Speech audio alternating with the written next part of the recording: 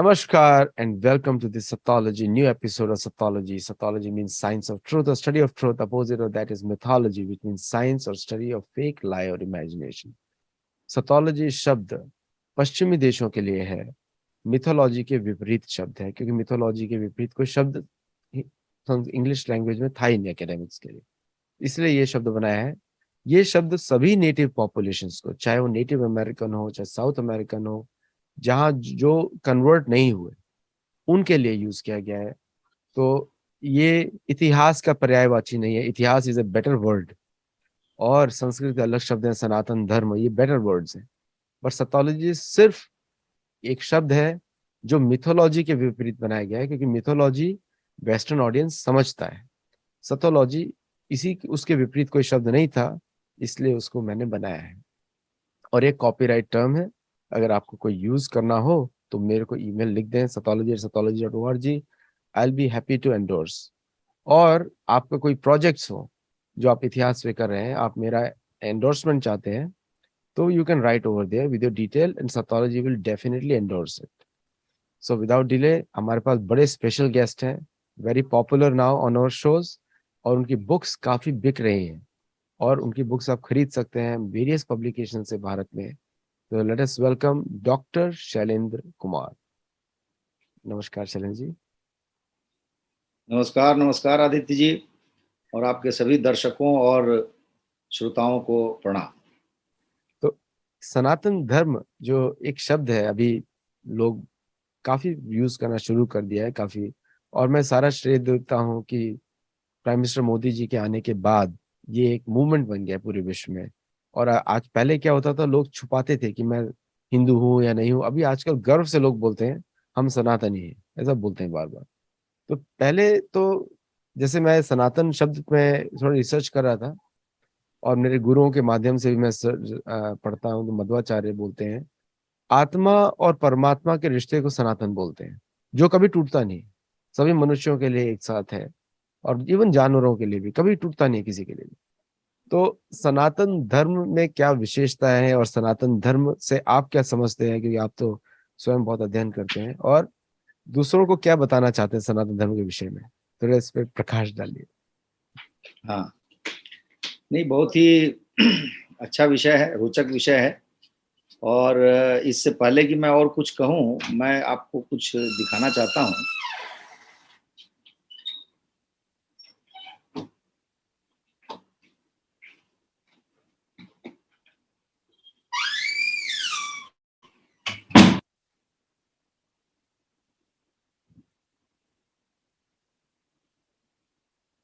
ये आप देख पा रहे हैं?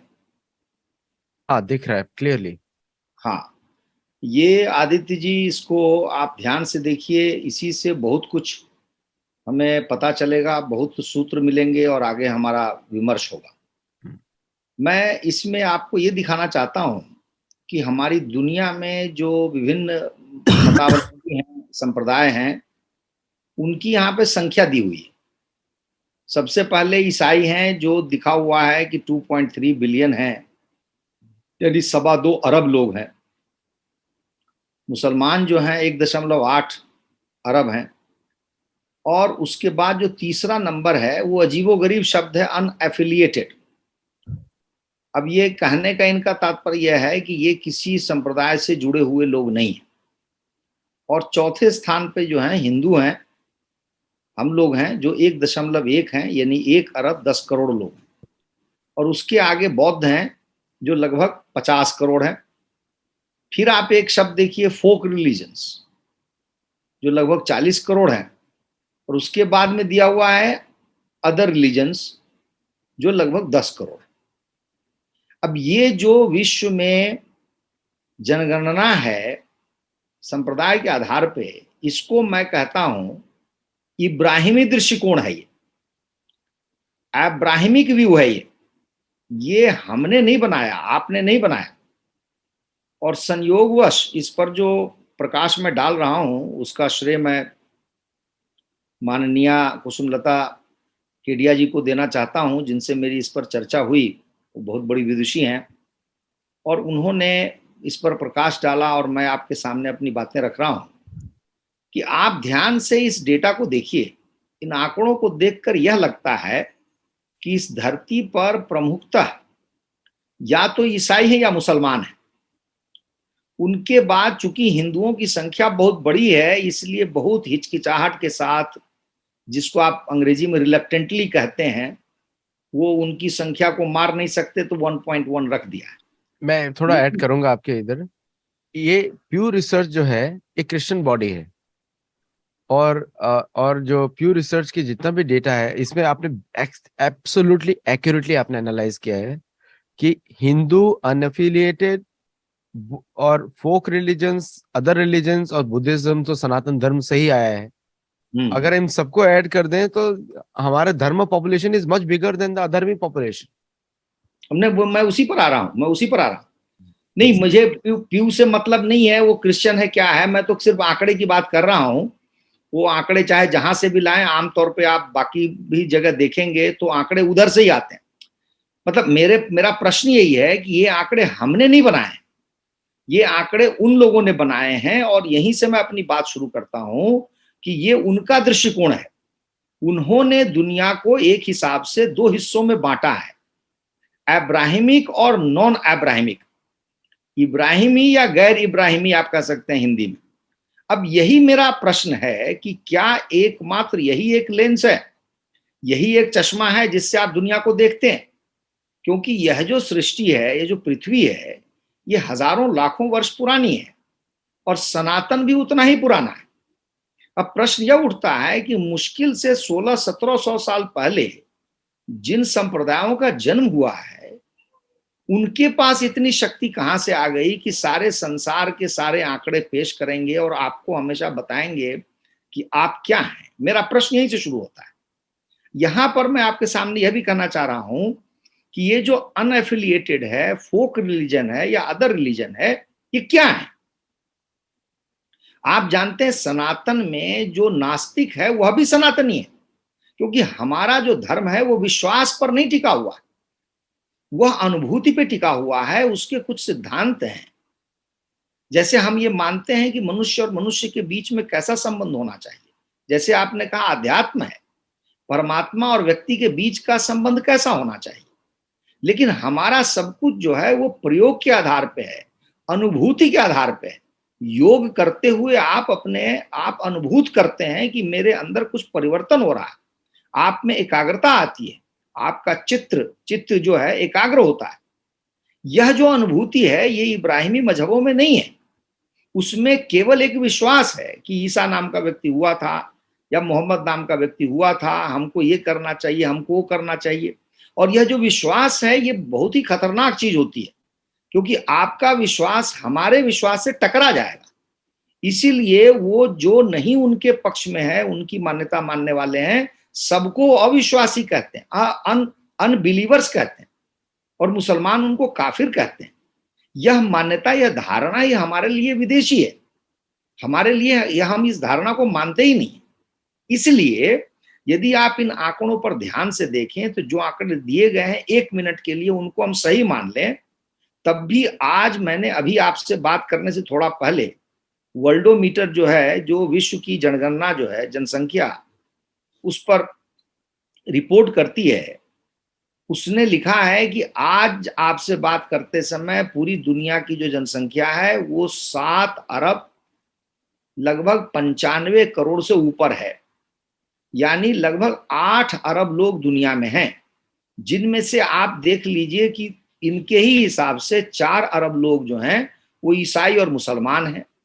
प्रश्न उठता है बाकी 4 अरब लोग क्या हैं?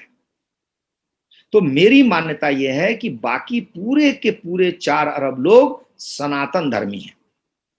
मेरा मानना यह है कि जो इब्राहिमी नहीं है वो सनातनी है। क्यों है सनातनी? क्योंकि वह प्रकृति को सम्मान करता है, प्रकृति की पूजा करता है, प्रकृति के प्रति एक श्रद्धा है, एक लगाव है, अपने पूर्वजों का सम्मान करता है, उनकी पूजा करता है। जो ईश्वर है उसके अनेक रूपों की पूजा करता है, किसी एक रूप को ही सत्य मानकर दूसरे रूपों की निंदा नहीं करता। वो एक दूसरे से मिलजुल कर रहने की बात करता है। और ये जो गुण, जितने गुण मैंने बताए हैं, जितनी विशेषताएं बताई हैं, ये इब्राहिमी मजहबों को छोड़ के सब में ऐसी विशेषताएं हैं। तात्पर्य यह है कि अभी भी संसार में 8 अरब लोगों में से 4 अरब लोग, जो पश्चिमी आंकड़े हैं उन्हीं के हिसाब से सनातनी है। आपने बीच में बौद्ध मत का उल्लेख किया, मुझे बड़ा अच्छा लगा। वह सनातन से निकला नहीं है आदित्य जी। ये बहुत बड़ी बात है हमारे लिए जानने की कि बौद्ध धर्म कभी अलग धर्म रहा ही नहीं। वह एक मत के रूप में, सनातन में से मत के रूप में निकला, लेकिन वह शुद्ध रूप से सनातन है, क्योंकि बौद्ध अपने आप में धर्म नहीं हो सकता। धर्म किसी व्यक्ति के आधार पर नहीं चलता है, इसीलिए ईसावाद जो है या मोहम्मदवाद वो धर्म नहीं हो सकता, क्योंकि उन दोनों को किसी एक व्यक्ति ने बनाया है। सनातन हम उसको कहते हैं जो शाश्वत है, जो सदा से रहा है। जब जो सदा से रहता है उसको कोई व्यक्ति बना नहीं सकता। तो महात्मा बुद्ध स्वयं बहुत बड़े संत थे, ऋषि थे, मुनि थे, ज्ञानी थे, दार्शनिक थे। उन्होंने अच्छी बातें कही, उनके कुछ अनुयायी हो गए, लेकिन वह कहीं से भी धर्म नहीं था। मेरे लिए बड़ा रोचक विषय यह हुआ आदित्य जी कि मैं अभी पिछले 10 दिन पहले कुशीनगर गया, जहां महात्मा बुद्ध की मृत्यु हुई थी। वहां घूम घूम करके देखा मैंने, काफी सारी पुस्तकें भी ली, अध्ययन भी किया, एक लेख भी मैंने लिख दिया कुशीनगर से लौटकर। वहां पर मुझे जो जानकारी मिली उससे मेरी आंखें खुल गई। आप जानेंगे तो आप दंग रह जाएंगे कि 10वीं 11वीं शताब्दी तक कुशीनगर, जहां महात्मा बुद्ध की मृत्यु हुई थी, उनकी बड़ी प्रतिमा बनी हुई थी, स्तूप बनाया गया था, वह स्थान आप समझिए कि 19वीं शताब्दी के मध्य तक उसको कोई नहीं जानता था। जहां स्तूप था वो एक टीला का रूप ले लिया था, उसके ऊपर घास जम गई थी और गाय, भैंस, बैल, बकरी ये चरते थे। किसी को कुछ पता नहीं था। कुछ हद तक यही स्थिति लुम्बिनी की थी, लगभग ऐसी स्थिति बोधगया की थी। और ध्यान से अगर आप देखिए आदित्य जी, तो पूर्वी उत्तर प्रदेश और बिहार, उत्तरी बिहार का जो क्षेत्र है, यही महात्मा बुद्ध का केंद्रीय स्थल है या बौद्ध मत का केंद्रीय स्थल है। लेकिन इसी स्थल पर लगभग 1000 वर्ष तक महात्मा बुद्ध का कोई नाम लेने वाला नहीं था, उनका कोई अनुयायी नहीं था। अब प्रश्न उठता यह है कि यदि यह धर्म इतना विशाल था, इतना विराट था, कहा जाता है अशोक हो गया, कनिष्क हो गया, हर्षवर्धन हो गया, तो ऐसा कोई इतना विराट धर्म अचानक कैसे समाप्त हो जाएगा और लगभग 900 साल तक उसकी कोई सुध नहीं लेगा? तो आपको मैं इसका एक रहस्य देता हूं आपके सामने। ये सारी चीजें शुरू हुई है 1870-75 के बाद, और इस सब की शुरुआत किया अंग्रेजों ने। अंग्रेजों ने बौद्ध मत को बौद्ध धर्म कहना शुरू किया और हिंदू धर्म के विरुद्ध खड़ा किया। और उसके बाद ये जो अंग्रेज हैं ये भारत से बाहर भी चले गए और इन्होंने थाईलैंड, जापान, कोरिया, यहां पर जो आप बौद्ध मत है उसको एक धर्म का नाम दे दिया गया, रिलीजन का नाम दे दिया गया, और उसके बाद आंकड़े निकाले जाने लगे। अन्यथा आप मुझे बताइए कि थाईलैंड के राजा आज से नहीं, शताब्दियों से अपने आप को राम कहते हैं। राम 1, राम 2, राम 13, राम 14, ऐसे उनका नाम होता है।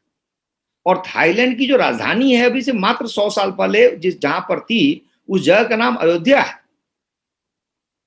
तो आप मुझे बताइए, थाईलैंड का राजा अपने आप को राम कहता है, राजधानी को अयोध्या कहता है, वह देश बौद्ध बहुल कैसे हो जाएगा? उसी तरह से आप इंडोनेशिया चले जाइए, आप कंबोडिया चले जाइए। मुझे अभी जानकारी मिली कि कंबोडिया में आप जानते हैं कि हिंदू धर्म का संसार का सबसे बड़ा मंदिर है। उस मंदिर में को लेकर के बहुत सारे वीडियो बनाए गए हैं और लोगों को दिखाया जा रहा है। आप ध्यान से देखेंगे तो उस मंदिर में और उसके आसपास बहुत सारे और मंदिर, वहां पर भगवान बुद्ध का, हिंदू धर्मों के जो देवी देवता हैं उनके साथ ही मूर्तियां बनाई गई हैं, उनकी प्रतिमाएं साथ साथ। कहने का अभिप्राय यह है कि महात्मा बुद्ध को हमेशा एक हिंदू धर्म के भगवान या देवता के रूप में, हिंदू धर्म के अभिन्न अंग के रूप में इसका विकास हुआ भारत से बाहर। भारत में पूरी तरह इसीलिए समाप्त हो गया कि यहां हिंदू धर्म था और हिंदू धर्म से बहुत भिन्न बातें उनकी नहीं थी, इसलिए थोड़े दिनों तक उनका प्रचार प्रसार हुआ, बाद में वो प्रचार प्रसार थम गया। लेकिन महात्मा बुद्ध के प्रति जो श्रद्धा है, जो सम्मान है, वो हिंदू समाज का बना रहा। तो यह जो नामकरण है बौद्ध धर्म या बौद्ध रिलीजन कह लीजिए या बुद्धिस्ट जिसको बुद्धिज्म कहते हैं, ये अंग्रेजों का या पश्चिमी विद्वानों का दिया गया है और हिंदू धर्म के विरुद्ध इसको खड़ा किया गया है। अन्यथा यह स्वतंत्र रूप में धर्म हो ही नहीं सकता, किसी भी परिभाषा से नहीं हो सकता। एक चीज मैं और बताऊंगा कि हमारे भारत में बाबा साहब भीमराव अंबेडकर के बौद्ध बन जाने के बाद एक प्रवृत्ति आई कि लोग जो है बौद्ध बनने लगे। अब मेरा प्रश्न यह उठता है कि इनको कब अकल आई बौद्ध बनने की? 1875, 1880, 1900 तक ले लीजिए, तब तक क्यों नहीं बना कोई बौद्ध हमारे देश में?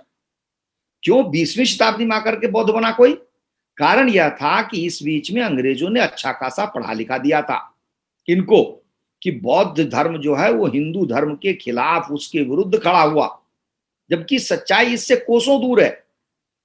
भगवान बुद्ध के लिए कहा जाता है कि वो जाति प्रथा को नहीं मानते थे, इसको नहीं मानते थे, उसको नहीं मानते थे, ब्राह्मणों के विरुद्ध थे, वर्णाश्रम के विरुद्ध थे। और मैं आपको बता रहा हूं कि उनकी स्वयं उनकी वाणी में क्या है वो मैं आपके सामने रख रहा हूं। जब वो वृद्ध हो गए, उनको लगने लगा कि उनका समय निकट आ गया है, मृत्यु बहुत पास है, तो वो चलते चलते और उन्होंने अपनी इच्छा प्रकट की कि मैं वो जो कुशीनगर का स्थान है वहां जाकर के ही अपने प्राण त्यागना चाहता हूं। मतलब मेरा जो महापरिनिर्वाण है वो कुशीनगर में होगा। तो उनके जो शिष्य थे, जो परम शिष्य, परम प्रख्यात शिष्य हैं, सारा संसार उनको जानता है, उनका नाम है आनंद। आनंद ने उनसे प्रश्न किया कि भगवान बुद्ध, आप हमें ये बताइए कि आपकी मृत्यु के बाद हम आपका दाह संस्कार किस प्रकार करें? महात्मा बुद्ध का त्वरित जवाब था, उत्तर था कि जैसे एक चक्रवर्ती राजा का दाह संस्कार किया जाता है वैसे ही तुम मेरा करना। अब आप मुझे बताइए, वो एक क्षत्रिय वंश में उनका जन्म हुआ था, वो एक राज परिवार में उनका जन्म हुआ था। स्पष्ट है कि वो चक्रवर्ती सम्राट या राजा बनने की जो बात है वो मृत्यु समय तक उनके मन में बनी रही और कोई आश्चर्य नहीं कि उन्होंने अपने शिष्य से ऐसी बात कही। तो वो कहाँ वर्णाश्रम के विरुद्ध हुए? उसके बाद भी उनकी स्वयं की वाणी में बहुत सारी बातें आई हैं कि बोधिसत्व कौन बन सकता है, मेरे जैसा भविष्य में कौन बनेगा। उनमें जिन लोगों की बातें कही हैं उनमें दो ही वर्ण आते हैं। वो बार बार कहते हैं कि जो क्षत्रिय होगा या जो ब्राह्मण होगा वही बोधिसत्व बन सकता है। तो आज की जो परिस्थिति है, जाति की बात या ऊंच नीच की बात, ये सब हम समझिए आज का अपना जो मन में हमारी बातें हैं ना, उनको लेकर के महात्मा बुद्ध के ऊपर थोप रहे हैं। जैसे आप ले लीजिए मार्क्सवाद को आप उनके ऊपर थोप दिया। अरे उनको क्या लेना देना था कि सबको बराबर किया जाए? एक संत महात्मा का एक काम ही नहीं होता। ये कोई मार्क्स थे या उनकी क्रांतिकारी कोई बात थी कि इनको मार दो, इनको ये कर दो और सबको बराबर कर दो? ऐसी कोई बात नहीं थी। तो ये सारी चीजें अंग्रेजों ने शुरू की, अंग्रेजों ने इसको बनाया और इसके पर्याप्त प्रमाण आपके सामने है। आवश्यकता केवल आंखें खोलने की है। अब बताइए, अजंता एलोरा में बहुत सारी मूर्तियां हैं अप्सराओं की, जहां पर कुछ जो नारियां हैं उनके बहुत ही महत्वपूर्ण आभूषण से लदी हुई हैं वो नायिकाएं, कुछ नग्नावस्था में भी हैं, कुछ कामुक परिस्थिति में भी हैं। अंग्रेजों ने इन सब को कह दिया कि ये महात्मा बुद्ध या उनके चेले ने बनाया है और उनका ही किया हुआ है। आप एक मिनट के लिए सोचिए, क्या ऐसी तस्वीरें या ऐसी मूर्तियां महात्मा बुद्ध के अनुयायी बना सकते हैं? या अगर बनाएंगे तो उसका क्या प्रयोजन होगा? तो सच्चाई यह है कि अजंता एलोरा का संभवतः महात्मा बुद्ध से अधिक संबंध नहीं है। संबंध इस बात से है कि वह एक व्यापार मार्ग था, उस पर बड़े बड़े व्यापारी जाते थे। व्यापारियों की रात में टिकने के लिए, रहने के लिए, मनोरंजन के लिए ये चीजें ऐसी बनाई गई थी जिनको जोड़ दिया गया। वैसे भी आप भारत में अभी जो इतिहास की पुस्तकें पढ़ाई जाती हैं उनको यदि आप पढ़ेंगे तो आप सर्वत्र सबसे अधिक जो मूर्तियां या कला और इसकी चर्चा आप देखेंगे, वो सब कुछ महात्मा बुद्ध के ही आसपास इर्द गिर्द घूमता हुआ नजर आएगा, जो कि सर्वथा गलत है और ये अनुचित है। तो यहां पर मेरा एक सीमित विषय यह था कि हम बौद्ध को बिल्कुल ही अलग ना माने। वो सनातन धर्म से निकला हुआ नहीं है, वो सनातन ही है, क्योंकि अन्यथा वह कुछ हो ही नहीं सकता। महात्मा बुद्ध का कोई ऐसा उद्देश्य भी नहीं था कि कोई नया धर्म बना रहे हो, न तो उन्होंने कोई सनातन धर्म के विरुद्ध कोई बात की थी। इसलिए हम ये मान के चलते हैं कि वो और हम साथ हैं। तो इस तरह से अगर आप संख्या जोड़ दें तो लगभग 1 अरब 60 करोड़ लोग हम हिंदू ऐसे ही बन जाते हैं। इस संख्या में जब आप अनएफिलिएटेड जो असंबद्ध लोग हैं और फोक रिलीजन है उनको जोड़ दें तो आज की संख्या हमारी 4 अरब बनती है। तो इस प्रकार से संसार को 2 हिस्सों में यदि बांटा जाए तो 4 अरब इब्राहिमी होंगे, तो 4 अरब सनातनी होंगे। लेकिन ये जो बात जो मैं कह रहा हूं ये अर्ध सत्य है। और आपने जो शुरुआत में मुझसे कहा था प्यू रिसर्च के बारे में, मैं अब उस पर आता हूं। आप स्वयं जानते हैं और पूरा संसार अब जानने लगा है कि जिनको हम ईसाई कहते हैं अब वो ईसाई नहीं रहे, क्योंकि सबसे बड़ी बात जो है यूरोप, अमेरिका, ऑस्ट्रेलिया जैसे देशों में लगभग 40 से 50% जो ईसाई हैं वो ईसावाद को छोड़ चुके हैं। उनका कोई लेना देना नहीं है, वो चर्च भी नहीं जाते, उनकी कोई आस्था इसमें नहीं है। और ये निरंतर बढ़ती जा रही है, पलायन की जो गति है वो तेज होती जा रही है। और अभी मैं इस प्यू रिसर्च में ही पढ़ रहा था, उसमें लिखा हुआ है कि आज जो बच्चा अमेरिका में पैदा हो रहा है उसकी कोई गारंटी नहीं है, अगर ईसाई परिवार में पैदा हो रहा है, कि वो बड़े होने पर ईसाई रहेगा। वो उसकी संभावना अधिक है कि या तो वो किसी भी मजहब को, धर्म को नहीं मानेगा, या पक्के तौर पे ईसाई तो नहीं रहेगा, ईसावाद को छोड़ देगा। तो इसलिए जो ये संख्या आपको दिख रही है ये पूरी तरह से बनावटी संख्या है, बढ़ाई हुई संख्या है। इस संख्या का कोई विशेष अर्थ नहीं है। अगर अर्थ होगा भी तो मैं ये मानता हूं कि मुश्किल से 1 अरब से अधिक लोग ये नहीं होंगे। वैसे भी आपको पता है कि यूरोप वगैरह में तो अब जो उनकी जनसंख्या वो खुद ही घट रही है, लेकिन बाकी जगह है। दूसरा, अब हम आते हैं जहां पर हम सबसे अधिक विचार करेंगे, वो है मुसलमानों के बारे में। मुसलमानों के बारे में हमारी धारणा यह है कि इनके यहाँ महिलाओं का, जो मुस्लिम महिला है उसमें जन्म दर बहुत अधिक है। और ये सही बात, संसार में किसी भी संप्रदाय के हिसाब से इनका जो जन्म दर है वो सबसे अधिक है।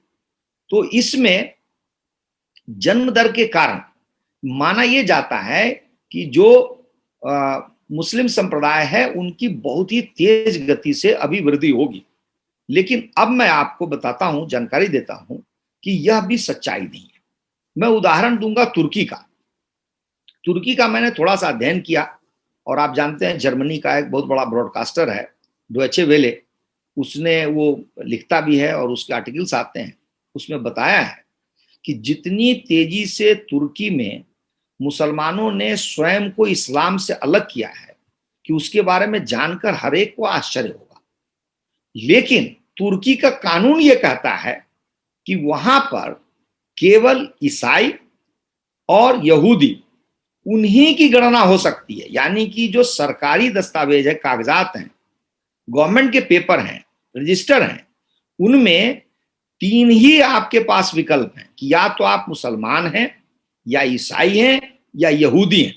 चौथा कोई वहां विकल्प ही नहीं दिया गया है, आपके सामने कोई विकल्प नहीं। अब परिणाम इसका यह है कि कहा जाता है कि 50, 60 या उससे भी अधिक प्रतिशत मुसलमान स्वयं को मुसलमान नहीं मानते, या कह लीजिए कि वो कहते हैं कि हम इस्लाम से दूर हैं। लेकिन चूंकि सरकारी रजिस्टर में उनके पास कोई विकल्प नहीं है, इसलिए वो नाम मात्र मुसलमान है। इसी तरह की स्थिति आपको ईरान में भी है, या कुछ और भी मुस्लिम देशों में है। अब मैं आता हूं भारत की तरफ, और उसके बाद में एक दूसरा विषय उठाता हूं। वह विषय बहुत ही रोचक है, जिसका नाम है एक्स मुस्लिम। सबसे बड़ी बात है, प्रश्न उठता है कि एक्स मुस्लिम कहते किसको है? तो जैसे कि इस नाम से स्पष्ट है कि पूर्व मुसलमान है ये, यानी कि ये कभी मुसलमान थे लेकिन अब नहीं है। तो ये क्या है जो अब नहीं है? तो आप ये समझिए आदित्य जी कि सारे संसार में एक्स मुस्लिम वही बनते हैं जो सबसे पहले कुरान का अध्ययन करते हैं, संभव है हदीस का भी अध्ययन करते हो, कुछ और इस्लामिक ग्रंथों का अध्ययन करते हो। इन ग्रंथों का अध्ययन करने के बाद जब उनको यह पता चलता है कि कुरान में दुनिया भर की अवैज्ञानिक बातें दी हुई हैं, जैसे सूरज एक गड्ढे में जाकर डूब जाता है शाम को, या पृथ्वी जो है चपटी है, इस तरह की जो बातें हैं अवैज्ञानिक बातें हैं। और एक जगह तो मैंने हाल में ही पढ़ा कि किसी व्यक्ति ने लिखा था कि आपके किसी महिला के पेट में, महिला गर्भवती है, उसका जो बच्चा है वो लड़का होगा लड़की होगी, उसके बारे में कुरान में एक आयत है कि इसको कोई नहीं जान सकता सिवाय अल्लाह के। लेकिन आप जानते हैं कि आज वैज्ञानिक ऐसी उपलब्धि हो गई है, ऐसी प्रगति हो गई कि आप जान सकते हैं। तो इस तरह से अवैज्ञानिक बातें हैं। तो जो लोग इन अवैज्ञानिक बातों को पढ़ते हैं, अध्ययन करते हैं, उसके बाद में वो मन बनाते हैं, उनको लगता है कि ये जो हमारा जीवन है, ये मैं मुसलमान के रूप में नहीं जीना चाहता, मैं अपने जीवन को गंवाना नहीं चाहता, तो वो उससे अलग होना शुरू होते हैं। लेकिन यह प्रक्रिया झटके में नहीं होती, इसमें काफी समय लगता है, कई बार कई वर्ष भी लगते हैं। पहले तो वो अपने आप को आश्वस्त करता है कि जो मैं समझ रहा हूँ वो सही समझ रहा हूँ कि नहीं समझ रहा हूँ, फिर अपने जैसे लोगों से मिलता है, उनसे बातें करता है।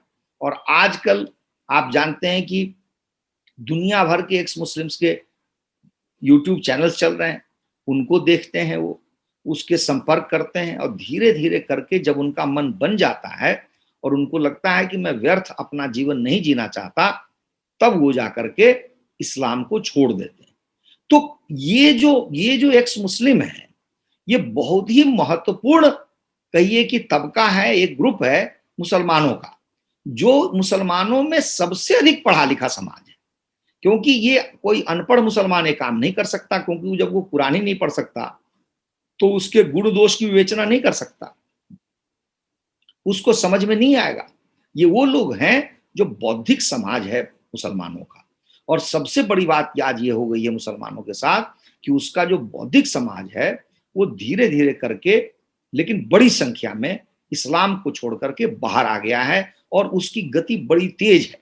सबसे बड़ी बात यह है कि अगर कोई भी यूट्यूब चैनल आप देखें किसी एक्स मुस्लिम का, तो वो चुप बैठने वाला नहीं है कि मैं केवल एक्स मुस्लिम हूं, नहीं, वो वीडियो बनाता है, दूसरों से बातें करता है, और उसके बाद हर एक मुसलमान को प्रेरित करता है कि तुम इस्लाम को छोड़ करके बाहर आ जाओ।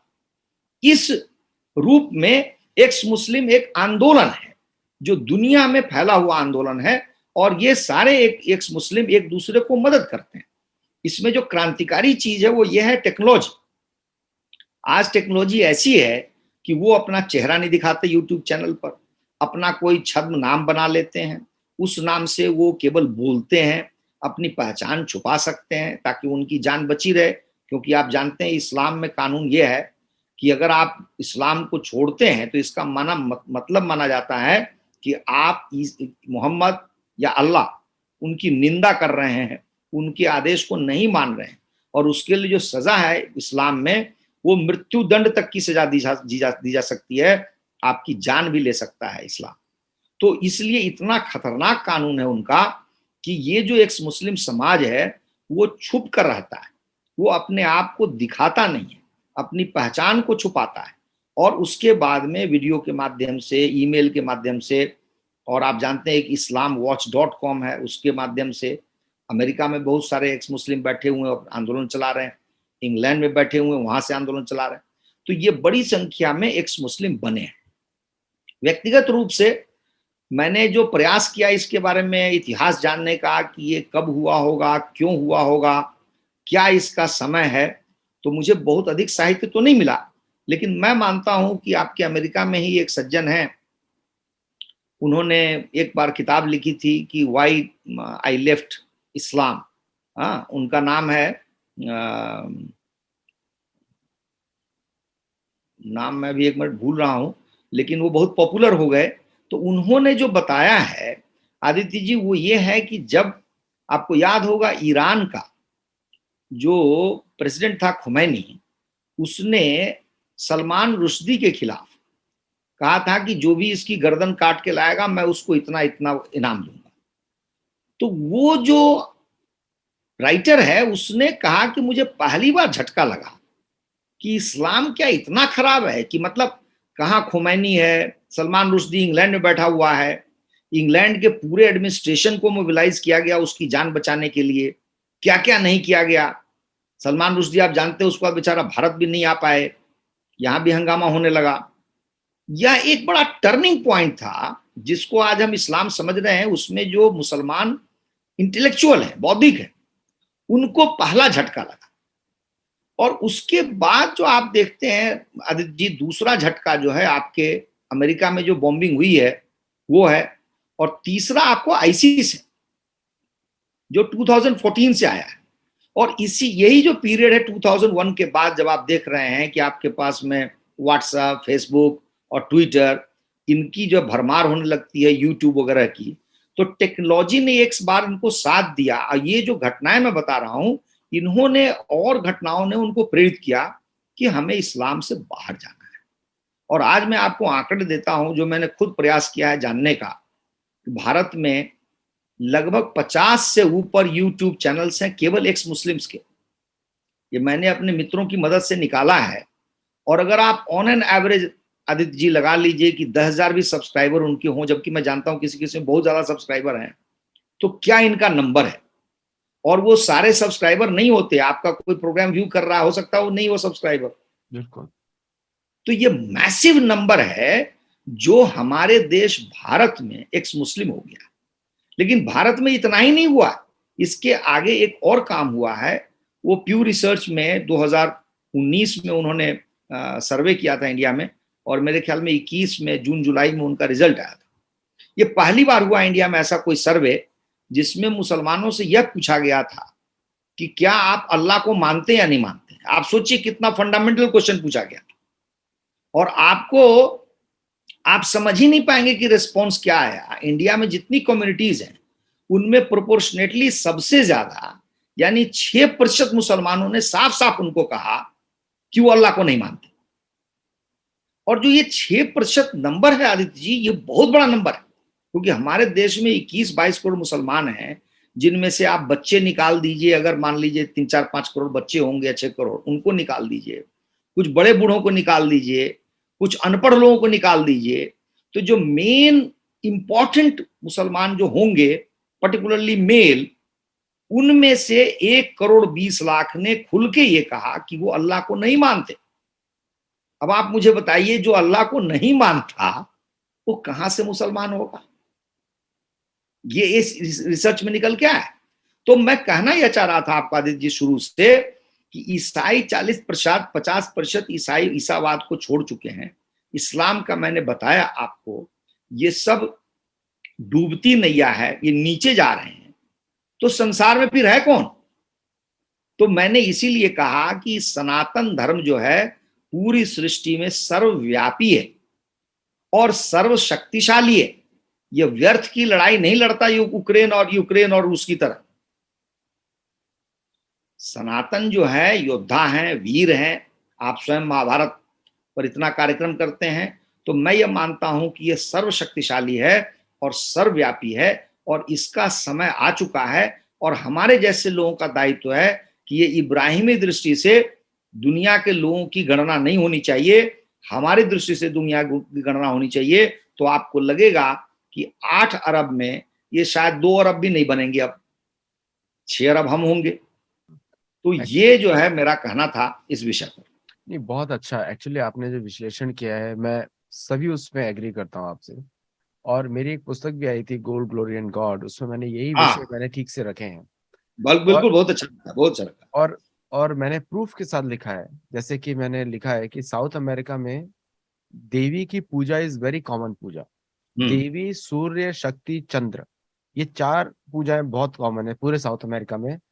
नाम हटा दीजिए, नाम चाहे कोई भी रख सकता है। जैसे भारत में सेब बोलेंगे, दूसरे के एप्पल बोलेंगे, कहीं पे दूसरे के सेब बोलेंगे, तो नामों में नहीं रखा। लेकिन ये देखिए उपासना किस तरह की जा रही है। और यूरोप में भी मैंने प्रूव किया है कि ईस्टर जो देवी है, वो अष्टशूल प्रण खड़े खेटे धारणी, 8 शस्त्र लेके खड़ी हुई है। इनाया भी अनाया भी बोलते हैं, अन्नपूर्णा, अनाया, काफी नाम है। तो एक्चुअली और आपने बिल्कुल सत्य रखा है, जो प्योर रिसर्च होता है। सी क्या हो गया कि साम्राज्यवाद में हम, आपने तो ईसावाद पे बात करी डिटेल में। यूरोप में लोग, पीपल, वो वीडियो जरूर देखिए शैलेंद्र जी का, सर्च करिए सतोलॉजी पे शैलेंद्र सिंह, हिंदी में सर्च करिए, आपको वीडियोस मिलेंगे शैलेंद्र जी के। और वहां पे अगर आपने बिल्कुल सत्य वहां पे रखा कि वहां पे जो साम्राज्यवाद को बढ़ाने के लिए यूरोपियन ने सोचा कि हमको पूरी दुनिया को बताना है उनका इतिहास क्या है, हम्म। ताकि हम अपने ईसावाद को बढ़ा सके। और हम्म। ईसावाद कमर्शियल सिस्टम है। अगर हम्म। आप मंथली चर्च में पैसा नहीं देते, आप तो बैप्टिज्म भी नहीं करा सकते। निकाल सकते, यू निकाल are not a Christian if you don't give money to the church. सकते। है ना। तो बहुत सारे ऐसे लोग हैं जो मैक्सिको में, मैं बहुत सारे लोग जानता हूँ। अभी एक मेरे बड़े पड़ोसी हैं, मैक्सिकन है, तो मेरे घर में पूजा हो रही थी नरसिंह देव की। और तो वो आए घर पे, तो बोलते ये पूजा मुझे घर पे करानी है, because I never saw this piece in my ever in anywhere. और वो अमेरिकन बॉर्न मैक्सिकन है ओरिजिन। हम्म। तो अभी मैंने पुजारी को उनके घर में भेजा, तो मैंने पुजारी से पूछा कि पूजा करना है, ये लोग गाय का मांस खाते हैं। तो पुजारी ने बोला 2 महीने तक गाय का मांस नहीं खाना होगा, उसके बाद गंगा जल से शुद्धि होगी और मैं तब पूजा करूंगा। तो 2 महीने से नहीं खा रहे हैं। तो एक तरीके से हमने गाय बचा ली अभी, है हाँ, ना। बचा लेते हैं। एटलीस्ट 10 गाय तो बचा ली हम लोगों ने, हाँ, है ना। हाँ।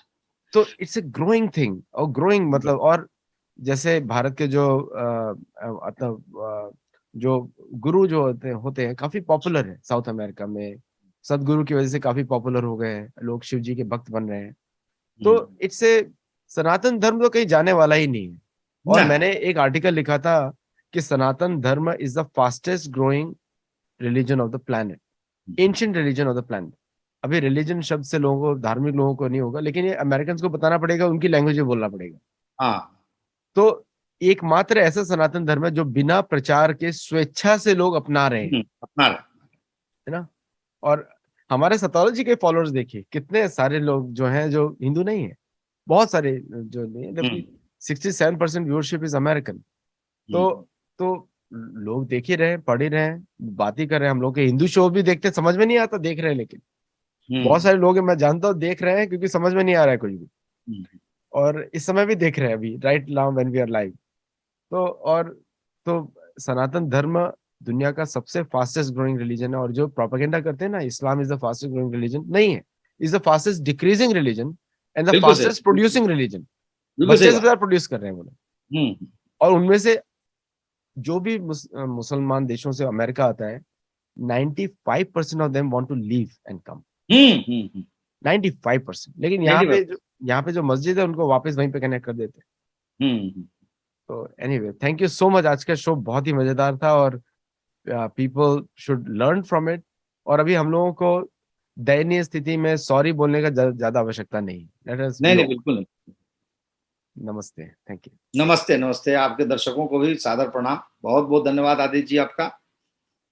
नमस्ते, थैंक यू।